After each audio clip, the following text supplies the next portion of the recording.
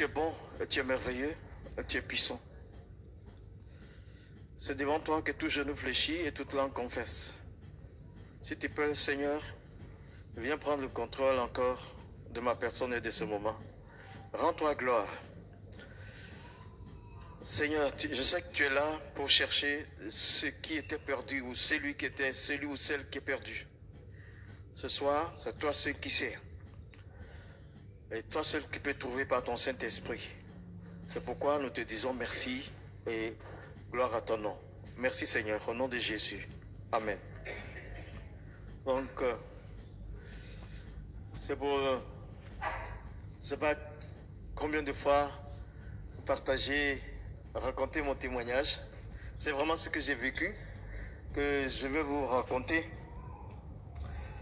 J'ai 60 ans, 21 avril 53, je suis né. J'ai 6 enfants. Mon épouse s'appelle Maïmouna. Et j'habite la Côte d'Ivoire. Ici, ivoirien, mais qui voit clair.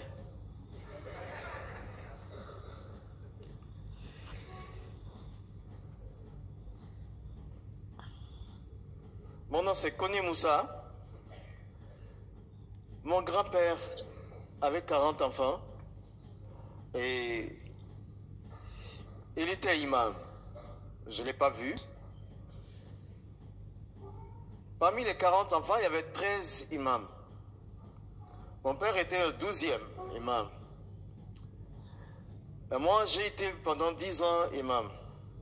Comment ça s'est passé? Voici. À l'âge de 3 ans, mon père, il me disait, tu es Moussa, connais? Tu es musulman. Ton Dieu, c'est Allah Ta'ala. Et ton prophète, c'est Muhammad sallallahu alayhi wa sallam. Donc ça, c'est une phrase qu'il me répétait au moins 5 fois par semaine. À chaque fois, il me disait, tu es musulman, ton Dieu, c'est Allah, et ton prophète, c'est Muhammad sallallahu alayhi wa sallam.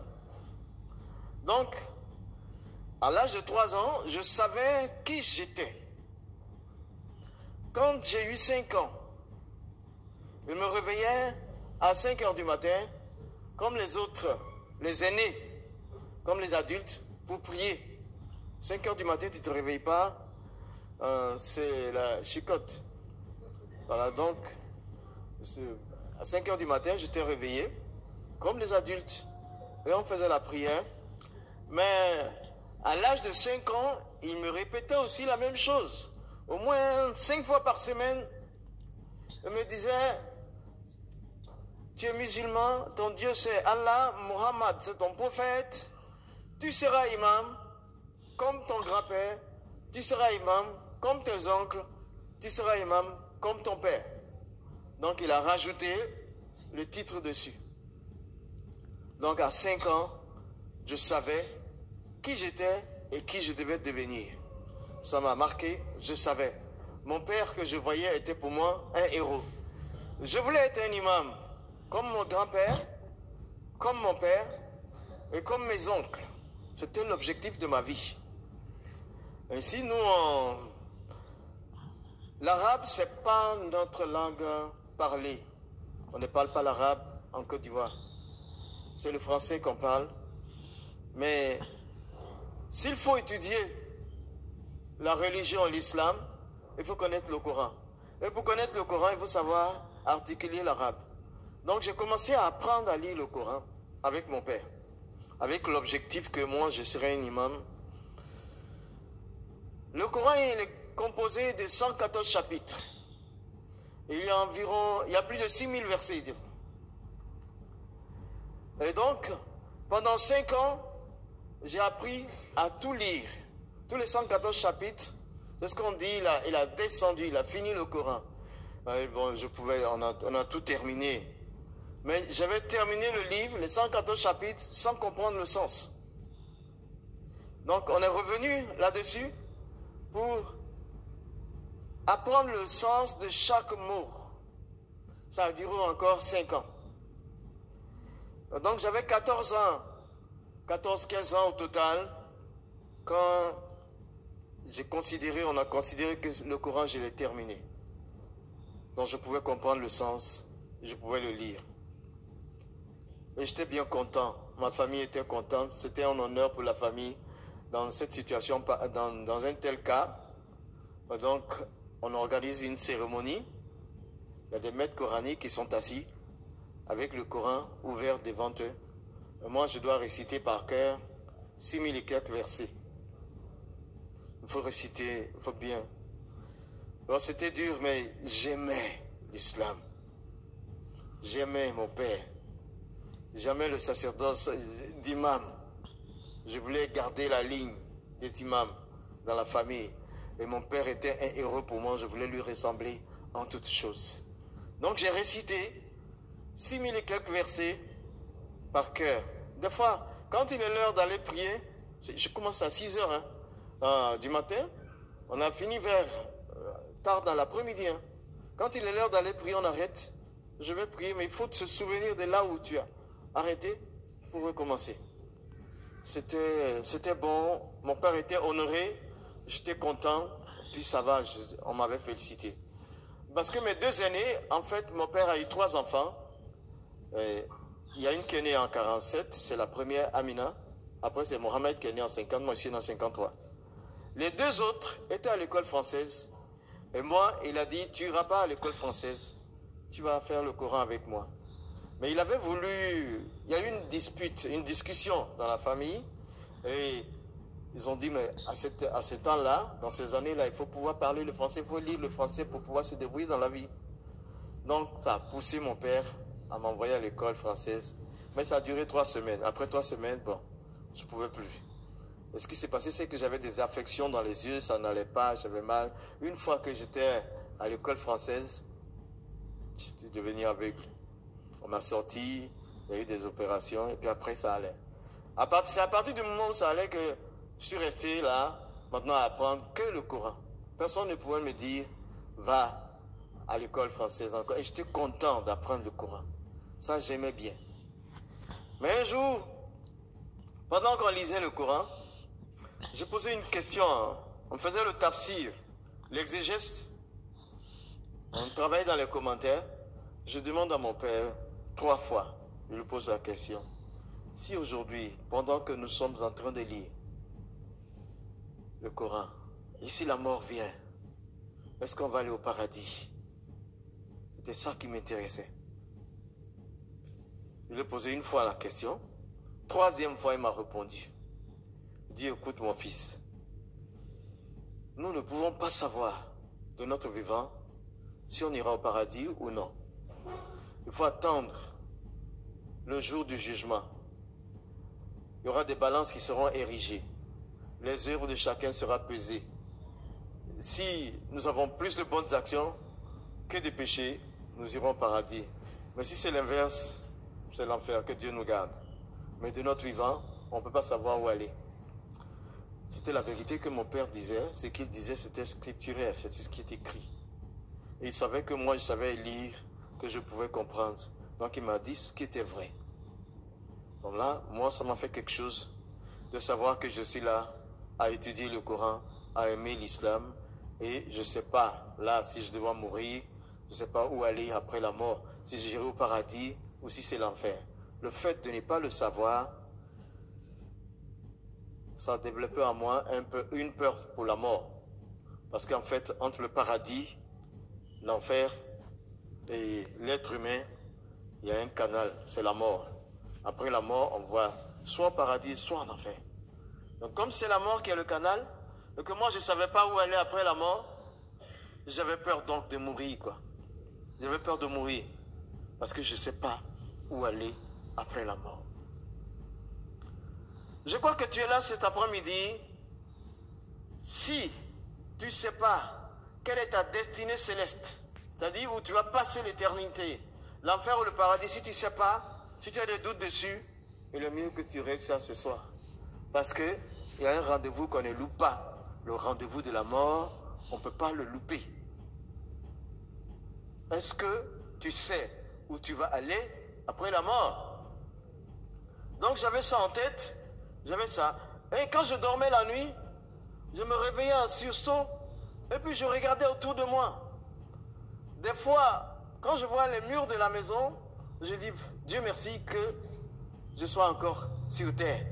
Sinon, quelle serait ma destinée céleste? J'avais de l'angoisse par rapport à la mort. J'avais la peur du lendemain. Je n'étais pas libre.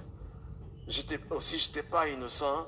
Parce que le Coran m'avait montré à quoi ressemblait le paradis. M'avait montré à quoi ressemblait l'enfer. Mais des deux, je préférais de loin le paradis. Mais comment y arriver? Est-ce que je vais arriver? Je ne sais pas. C'est comme ça. Donc j'avais 14-15 ans. J'étais malade de peur. Donc je n'ai pas connu une croissance, une jeunesse, une enfance un peu dynamique comme ça. C'est une enfance teintée d'angoisse. Puis, mes parents n'étaient pas riches. Les deux aînés n'étaient plus en famille. Moi, j'étais avec les parents.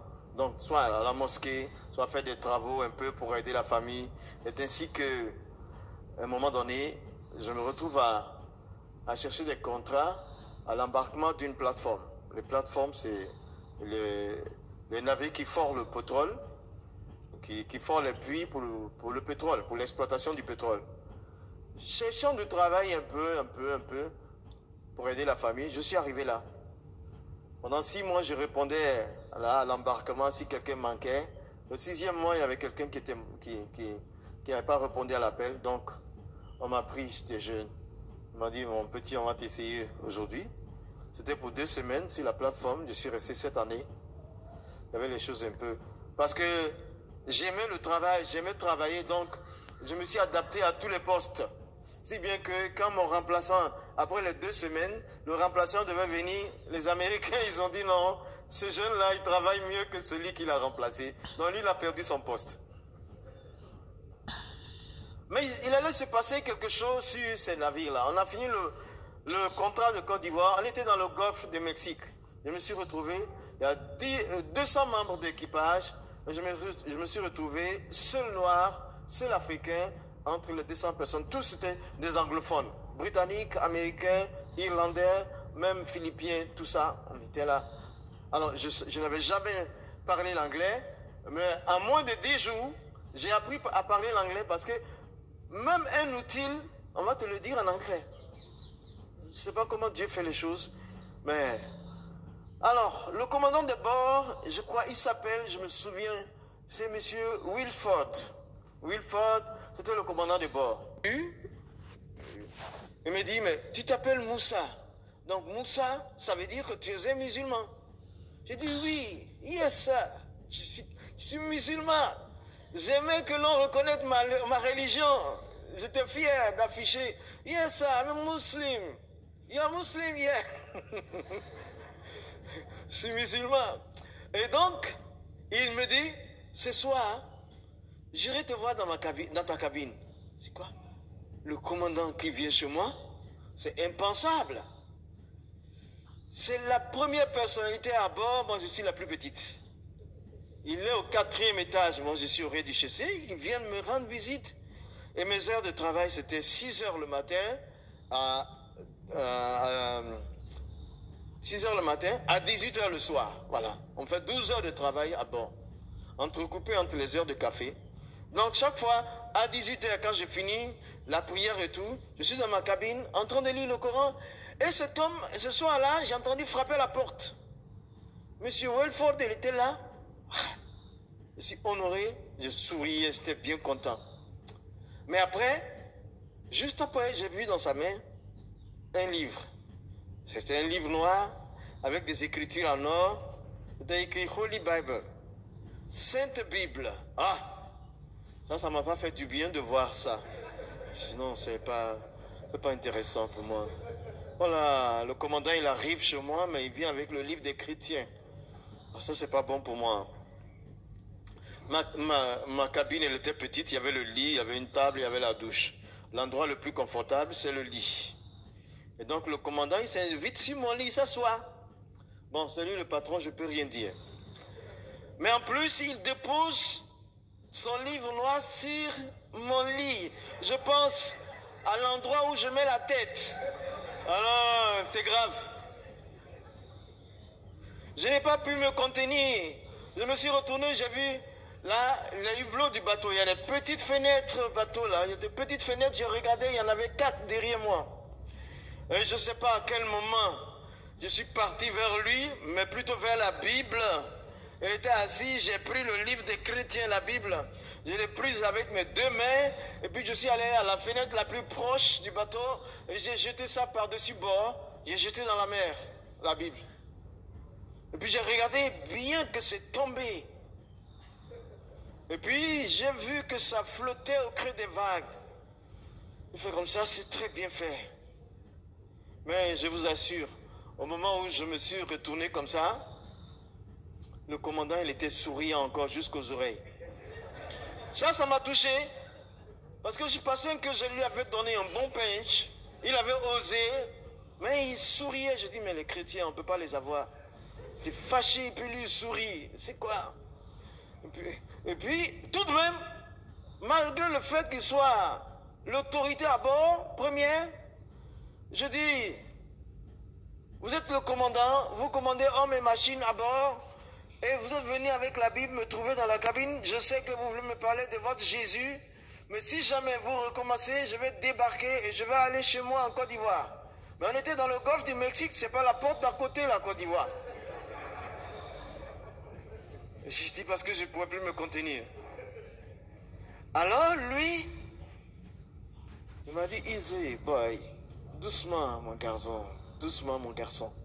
Il était toujours souriant et il est sorti de la cabine sans dire mot. Mais qu'est-ce qu'il a fait après les jours qui suivaient? Il s'était attaché à moi. Quand il sort de son bureau, il interroge quelqu'un. Où travaille Moussa? C'est 200 personnes, c'est vaste la plateforme. On lui dit, soit je travaille avec le mécanicien aujourd'hui, j'étais l'homme à tout faire. Je m'adaptais à tous les postes sans avoir aucun diplôme. J'étais là, cette fois-ci, des fois je suis avec le mécanicien, dans le moteur, il fait chaud, je fais dégraissage, j'enlève les graisses, l'huile qui verse et tout, je nettoie tout. Et il arrive tout doucement, il met derrière son dos une canette de Coca-Cola bien glacée. Et puis il m'appelle, Moussa, attends un peu, arrête de travailler un peu. Et puis il me donne, il faut te désaltérer. Il était devenu mon ami à bord. Je l'aimais, mais je m'interrogeais. Je dis, c'est son affaire de Jésus qui me dérange. Sinon, cet homme, il est bon. Et même tout l'équipage disait, mais qu'y a-t-il entre ces 2 personnes? Il ne m'a pas dit Jésus, il ne m'a pas parlé de Jésus, mais il était toujours très aimable avec moi. Il me raconte sa vie, la vie de sa famille, tout. J'ai fait 4 années à travailler avec eux pour aller la première fois en vacances. Et quand je retournais en Côte d'Ivoire, l'hélicoptère, ça descend sur le toit, là, pour nous prendre, pour envoyer à l'aéroport du pays où nous sommes. Et il m'a accompagné jusque là-haut. Je lui ai dit, voilà, moi j'ai eu assez d'argent pendant ces 4 ans, mais quand j'irai chez moi, ça va finir. Cependant, toi, tu es riche. Alors, qu'est-ce qu'il m'a dit? Non, ne vois pas les choses comme ça. J'ai ce qu'il faut pour moi et ma famille. Il est difficile à un riche de rentrer au paradis, autant il serait difficile à un chameau de passer par le trou d'une aiguille. Voilà ce qu'il m'a dit. Moi, j'étais loin de savoir que c'est un verset de la Bible. J'ai dit, mais comment, où il a sorti une telle parole? C'est pas possible. Cet homme, il aime Dieu, mais son affaire de Jésus, ça me dérange. Je suis venu en vacances et j'ai trouvé là, à Abidjan, quelqu'un qui avait travaillé avec moi sur le contrat de Côte d'Ivoire. J'étais le seul, en fait, à rester à bord pour aller. Lui, il était donc là. Il m'a dit, Moussa, il y a un Américain qui est là-bas à Cocody, il veut te voir. Un Américain? J'ai dit, laisse tomber les Américains. J'ai fait 4 ans avec eux. Je suis venu là pour être dans mon peuple et tout. Voilà, j'étais un peu orgueilleux, j'avais assez d'argent. Donc, j'ai dit, laisse les Américains tomber. Je ne m'occupe pas d'eux. Je ne l'ai pas écouté. Je suis parti dans la mosquée avec mon père. Dès que j'arrive, il se repose. C'est moi qui conduis toute la prière et tout. Et donc là, j'ai fait 9 mois. Et puis je suis reparti à bord. Je suis revenu pour d'autres vacances 1 an après. Mais j'ai trouvé au même endroit le même collègue.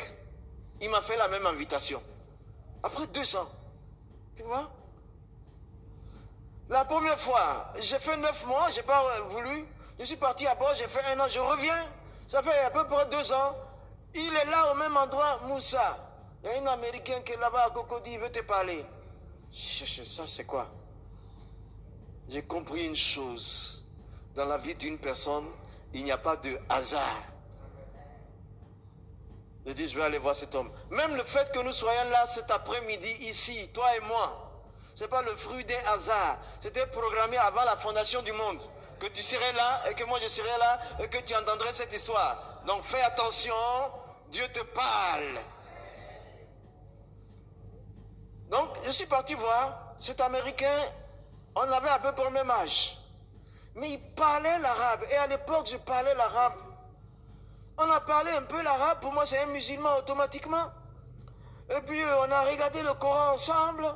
Donc, je me dis, voilà un Américain qui parle arabe, qui maîtrise le Coran. Ça, c'était musulman. Et puis, on a parlé comme ça.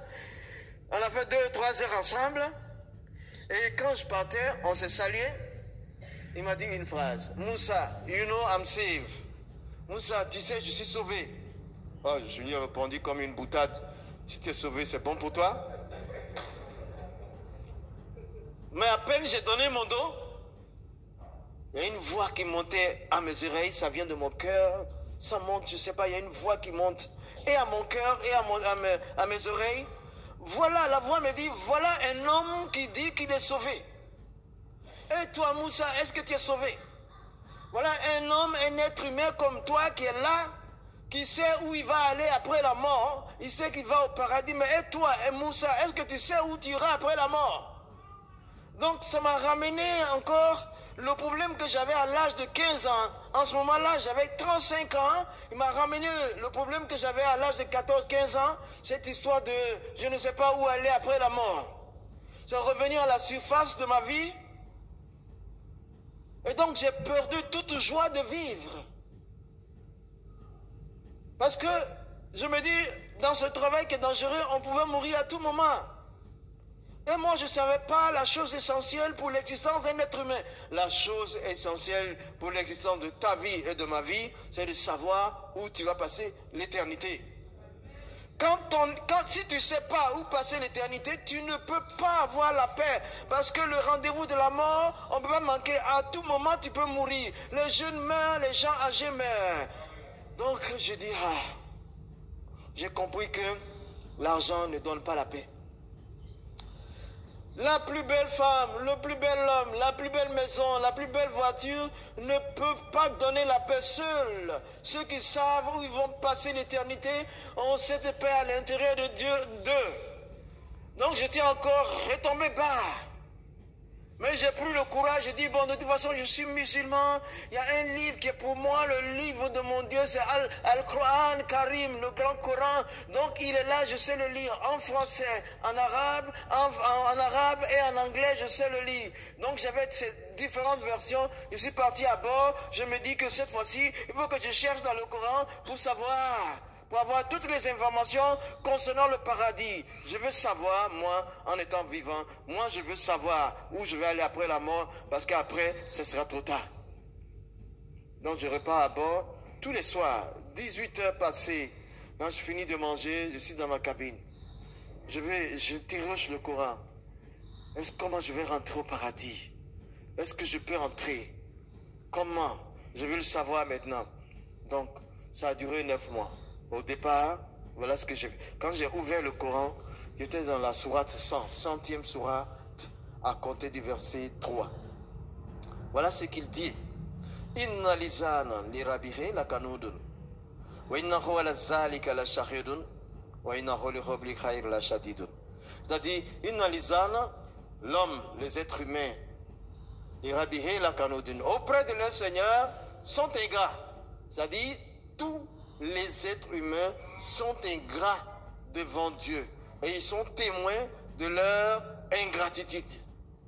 En un mot, le Coran il dit tout homme est pécheur devant Dieu parce que l'ingratitude c'est le péché. Tout homme pêche devant Dieu et tout homme est témoin du péché qu'il commet. C'est-à-dire le Coran est en train de me dire que moi Moussa, je suis pécheur devant Dieu parce que je sais, je suis témoin du péché que je commets, et je sais que Dieu sait que je suis témoin du péché que je commets. C'était clair, en tant qu'être humain, le Coran dit je suis pécheur. Et là, ça veut dire quoi? Moi, j'ai pensé là. Je dis, mais je n'ai pas demandé à exister. Ce n'est pas moi qui me suis fabriqué. Mais voilà, le Coran dit, je suis pécheur. Mais le problème, c'est que en tant que pécheur, moi, je veux aller au paradis. Je suis déjà pécheur, mais c'est le paradis qui m'intéresse. Qu'est-ce que le Coran peut faire pour moi? C'était ça mon problème. La sourate voisine, c'est la sourate 101. À partir du verset 3, il dit فَأَمَّا سَاقُلَتِ مَوَازِينُهُ فَهُوَ فِي عِيشَةٍ رَاضِيَةٍ وَأَمَّا مَنْ كَفَّتْ مَوَازِينُهُ فَأُمُّهُ خَاوِيَةٌ وَمَا أَدْرَاكَ مَا هِيَ نَارٌ حَامِيَةٌ. Il dit, si tes bonnes œuvres surpassent le péché, tu iras au paradis. Mais si c'est l'inverse, tu iras nar hamiyat, c'est le feu ardent. Tu iras dans le feu ardent. Alors je me suis posé une question. Je dis, le Coran me dit, je suis pécheur, c'est bon. Et puis 101e sourate, il me dit, je dois avoir plus de bonnes actions que de péchés. Et je m'interroge, comment un pécheur peut-il avoir plus de bonnes actions que de péchés? Et puis là, j'avais 35 ans, je ne connaissais pas le nombre de mes actions, ni bonnes ni mauvaises. Je n'avais aucune comptabilité de ça, donc ça veut dire que logiquement, je ne peux pas savoir où aller après la mort. Ça avait duré 3 mois. J'ai cherché dans le Coran pendant 3 mois. Je n'ai pas trouvé un seul verset qui me donne l'assurance de mon vivant que je peux rentrer au paradis. Il y a 113 fois, sur les 114 chapitres, il est écrit Bismillah Rahman Rahim. C'est-à-dire Allah, le Dieu du Coran, il est compatissant et miséricordieux. Ça veut dire qu'il pardonne. Il pardonne, mais tout être humain doit faire face à la balance pour décider de sa fin. Donc j'ai fermé le Coran 3 mois durant, dans tout le Coran. Je n'ai pas l'assurance de mon salut. Et donc qu'est-ce que j'ai fait? J'ai pleuré souvent. J'ai pleuré. Et mes lunettes, mes larmes coulent à travers mes lunettes, ça tombe sur le Coran. Je ne suis pas sauvé. Et au bout de 3 mois, je pesais 80 kilos à l'âge de 35 ans. Parce que tu sais, quand tu fais ce type de travail-là, il faut bien manger, parce que c'est un travail de nerfs et de muscles. C'est comme le travail de mine. Donc si tu ne manges pas, les responsables de la navigation, les Américains, ils disent, mais tu as un problème, c'est pourquoi tu ne manges pas. Sinon tu dépends de ton énergie en travaillant. Tu travailles 12 heures par jour, pourquoi tu n'as pas mangé? J'étais donc costaud. 80 kilos, en 3 ans, j'ai perdu du poids jusqu'à 60 kilos. J'ai perdu 20 kilos. Pourquoi? Parce que j'avais un problème avec Dieu. Et ils me disaient à bord, les collègues, Moussa, quel problème? Qu'est-ce que tu as? Tu ne peux pas dire à un marin que j'ai un problème avec Dieu. Il ne croit pas en Dieu. Son Dieu, c'est le sexe opposé, c'est la drogue. Tout ça dans ma cabine. Ils s'asseyaient, souvent ils viennent me rendre visite, ils s'injectent ou bien ils prennent la blanche, ils mettent dans leur narine. Tout ça, ben moi, en tant que musulman, je n'y touchais pas. Ça m'a aidé. Et puis un soir, je suis revenu. Il y avait cette voix qui parlait dans mon cœur. Prends ton Coran, cherche des informations concernant la Bible dans le Coran. Ah. Alors je prends mon Coran, j'ouvre. 4e sourate. 2e sourate, ouais, c'est 2e sourate, 135. 135, 2e sourate. Il dit, Kullu amana billah wa ma unzila ilayna wa ma unzila ala Ibrahim wa Ismaila wa Ishaqa wa Yaquba wa lasibati wa ma utiya Musa wa ma utiya Isa wa ma utiya nabiyyun la nufariqu baina ahad minhum wa nahnu lahu muslimun. Il dit, Kullu, dites, nous croyons en Dieu, à ce qu'il a donné à Abraham, à Ismaël, à Isaac et aux 12 tribus. Et nous croyons au livre qu'il a donné à Moïse. Et nous croyons au livre qu'il a donné à Jésus. Nous nous soumettons à ces livres. Nous croyons aussi au livre qu'il a envoyé à ses prophètes. Nous nous soumettons à ces livres. Donc la 2e sourate, 135, me dit de croire au livre que Dieu a donné à Moïse. De croire au livre que Dieu a donné à Jésus. Et de croire au livre que Dieu a donné à ses prophètes. Je veux bien croire au livre que Dieu a donné à Moïse. Je veux bien croire au livre que Dieu a donné à Jésus. Mais je me pose la question, où est-ce que je vais trouver ces livres-là? puisqu'ils ne sont pas dans le Coran. Taurat, c'est le livre de Moïse. C'est un livre à part. Injil, c'est le livre de Jésus. C'est un livre à part. C'est l'évangile. Ils ne sont pas dans le Coran. Et le Coran me dit quoi à ces livres-là? Je les trouve où? La première question. Et deuxièmement, je me dis, même si je trouve le livre de Moïse, si je trouve le livre de Jésus, qu'il me dit, je suis le chemin, la vérité et la vie, comme les chrétiens m'avaient souvent dit, si Jésus dit, il est le chemin, la vérité et la vie, qu'il faut passer par lui pour arriver au paradis, je fais quoi? Le Coran me dit, crois au livre de Jésus. Si je veux croire au livre de Jésus, je vais finir par suivre Jésus. Et si je suis Jésus, je deviens chrétien. Et le Coran me dit croire au livre de Jésus. C'est comme le Coran me poussait vers les livres là. Non seulement il me poussait vers le livre qui compose la Bible, mais il démontrait que ces livres ne sont pas faux. Donc ça a duré 3 mois. Il y a la 10e sourate, le verset 94. Il dit fa in kunta fi shakkin mimma anzalna ilayka fas'al allazina yaqra'una alkitab min qablika laqad ja'akum al-haqq min rabbika fala takunanna min al-mumtarin. Fa in kunta fi shakkin, dit si tu es dans le doute concernant ce que je t'ai fait descendre, fas'al allazina, va demander à yaqra'una al-kitab, à ceux qui ont reçu les livres min qablika, qui sont descendus avant toi. Il y a un dialogue entre Allah, le Dieu du Coran, et son prophète. Il dit à son prophète, va demander à ceux qui ont reçu les livres qui sont venus avant toi. Je dis, mais si dans le Coran, en tant que musulman, si le Coran me dit, Allah me dit dans le Coran d'aller demander à ceux qui ont les livres qui sont venus avant le prophète, les livres qui sont venus avant le prophète, c'est Taurat, le livre de Moïse, donc c'est le Pentateuque, Injil, Zabour, c'est les psaumes, David, Injil, le livre de Jésus, entre autres. Et donc ces livres-là sont dans la Bible. C'est parce que ces livres ne sont pas faux que le Dieu du Coran, il dit à son prophète, vas-y, va demander à ceux qui le lisent. C'était pour moi un témoignage à l'époque que le livre de Moïse, le livre de Jésus sont des livres qui sont vrais. C'est resté, ça fait pendant aussi 3 autres mois, complétant à 6 mois. Au bout de 6 mois, j'ai trouvé que je n'ai pas de salut vraiment dans le Coran. Il n'y a aucun verset qui puisse me le dire étant vivant. Deuxièmement, j'ai trouvé que le Coran lui-même témoigne de la vérité de la Bible. J'étais à 6 mois de recherche, ça me laissait comme ça. J'espérais trouver dans le Coran autre chose que ce que je vois. Mais je travaillais toujours à bord, on travaille de ce côté, on dort de l'autre côté, et tous les soirs, je viens là, je suis assis. La voix qui me dit encore, prends ton Coran. Cette fois-ci, cherche des informations concernant Jésus dans le Coran. Parce que Jésus est un problème entre le Coran et la Bible. Donc là, personne n'est avec moi. Mais si tu es seul, que tu cherches Dieu, tu vas le trouver. C'était simple. J'avais soif du paradis. J'avais soif de Dieu. Je cherchais comme je pouvais. Et il y a une voix qui me dit, prends, cherche des informations, prends le Coran. C'était mon seul livre que je connaissais. Donc il dit, prends le Coran, cherche des informations concernant Jésus. Première des choses que je vois,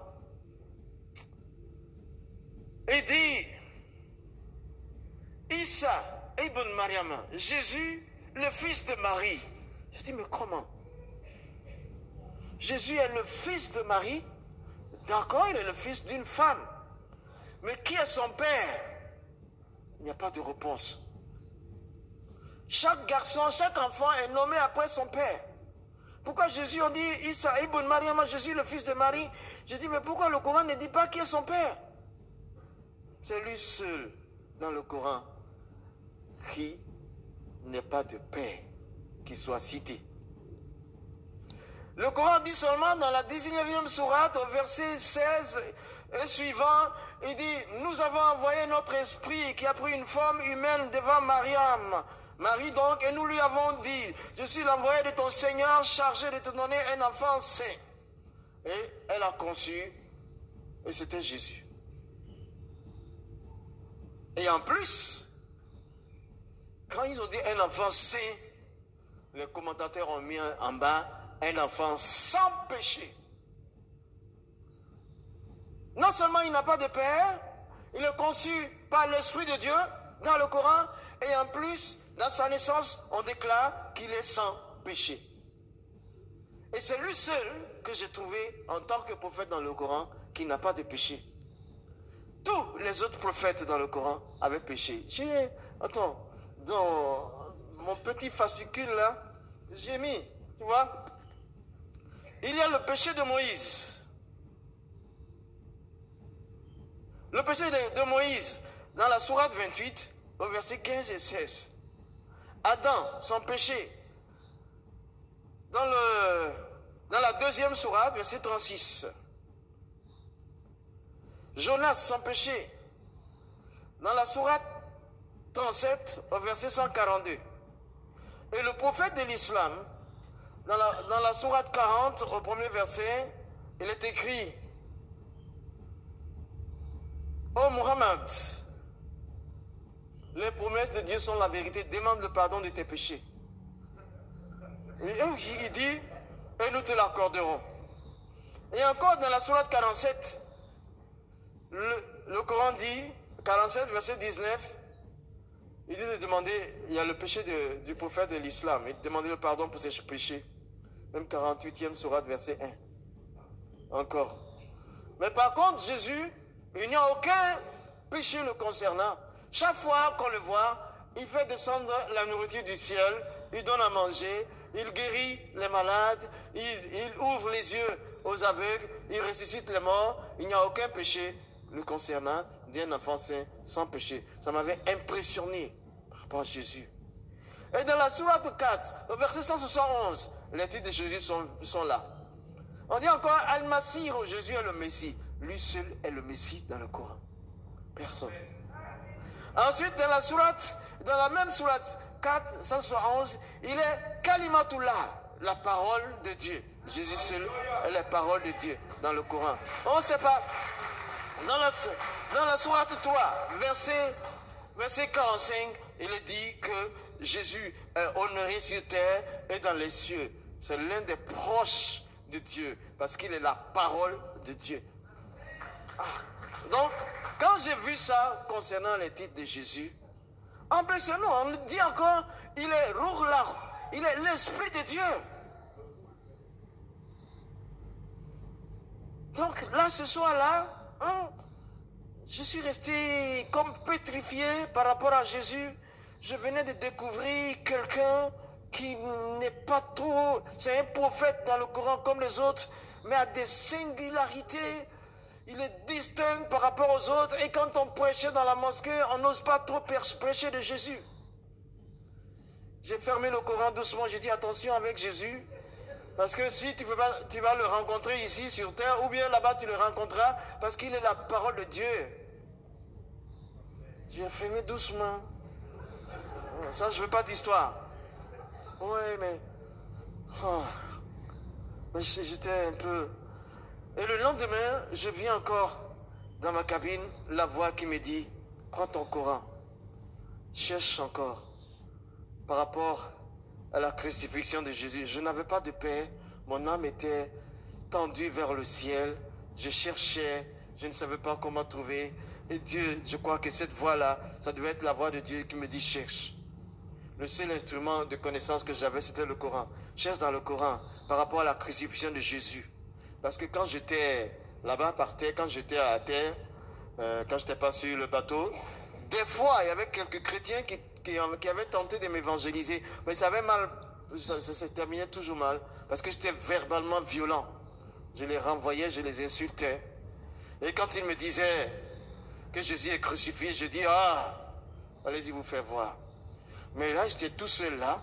La voix me dit, prends le Coran. Cherche par rapport à sa crucifixion. La crucifixion de Jésus. D'accord. J'ouvre le Coran. 4e sourate. Verset 156 à 158. Ces 3 versets là. Mais